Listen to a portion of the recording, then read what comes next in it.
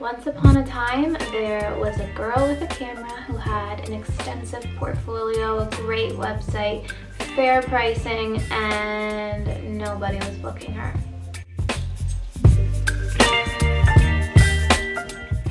I will never forget that time of my life. I specifically remember sitting in my room at my mom's house, looking at my website, crying, and texting my friend Jackie, who was also a small business owner. And I was like, I've done all the things, I just don't understand why nobody is booking me. And she said something that was very simple but completely changed the way that I marketed going forward, and I ended up booking so much that year that I could basically barely handle it.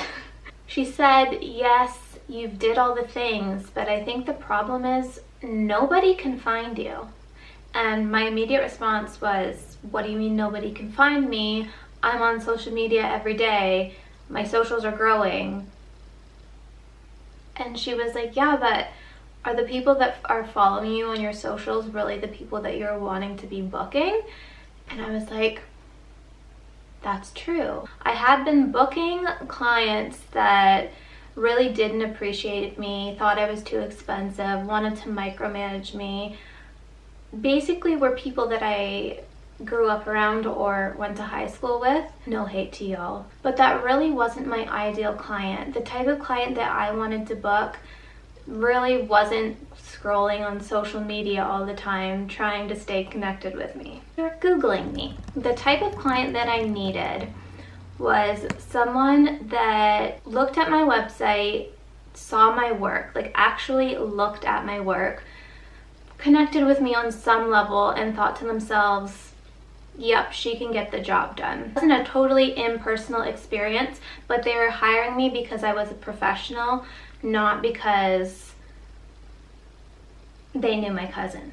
So I knew I had to get myself in front of these people because they were really a no type of client. The process had to be easy, and I wasn't gonna have to convince them that they should book with me over like my competition that was a couple $100s cheaper.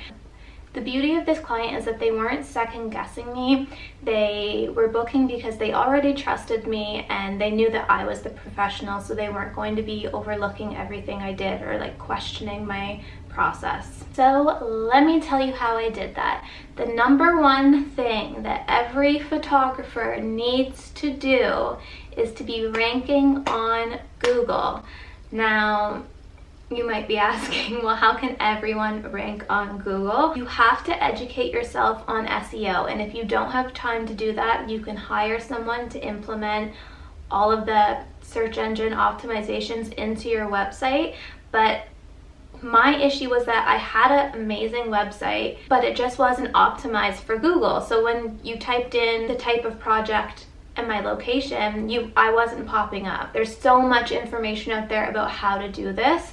You just have to sit down and read or watch a YouTube video about it. Once I started ranking on Google, I was getting so many inquiries that it was honestly insane. I had to start turning people away, and that's a good problem to have.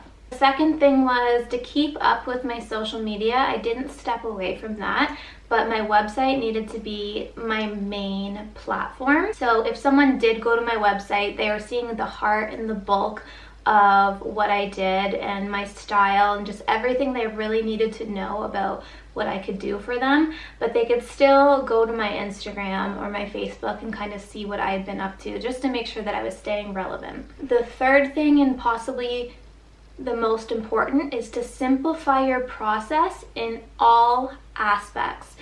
These types of clients that want to book you for your work don't want to jump through hoops to do that. I feel like I'm being aggressive right now, but this is just so important.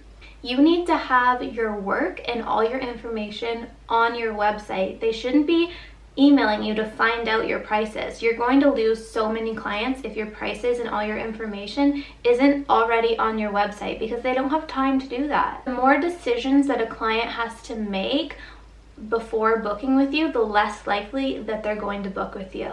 If you have Sally who has 5 different packages for a project, and then you have Bob who has one package but you can add on. Who are you going to book? Are you going to go through every single package and go, oh, is that better? Oh, that price is like a little bit different. Maybe I want to save a little money. No. Sally's out of here. Bob is in. He's making it easy. I know that this is his package. This is what he's done with all his other clients that have had that result that I'm looking for. And if I need to add on, if I need more time or whatever it is, more photos, I know I can do that. Stop complicating each transaction. Even when you're booking with someone, don't make them print off a contract and sign it, or e-transfer you. E-transfer I find is so unprofessional. I can't believe that people are still doing this. Get a booking system. I highly recommend HoneyBook. If you've never heard of it, you're living under a rock. Everyone to check it out. I do have a discount code. If you use it, I get a little kickback, which I would very much appreciate. But get a booking system.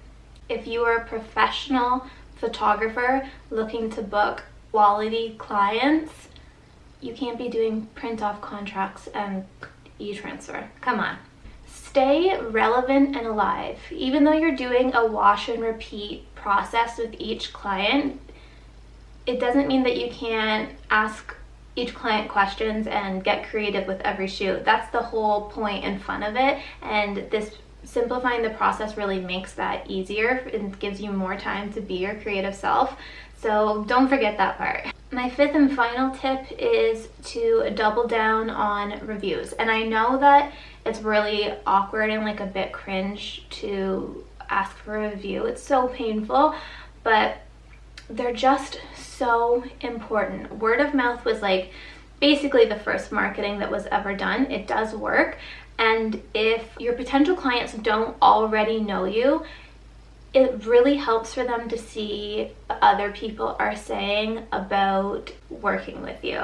Just a side note, you don't have to ask for a public review. It's super important to ask for feedback from clients. So when they email you and are like, oh, we love the photos, like, thanks so much, that's great, but ask for like real feedback. Like, what did you enjoy? What do you like about them? Or most importantly, like, is there anywhere that I could have improved? And use that as a review as well on your website. Bonus tip, when you're working with someone and you're kind of getting to know them and communicating with them, don't forget to ask them how they found you. I do this with basically every client because it just helps me to get to know where my ideal client is looking and why they booked me.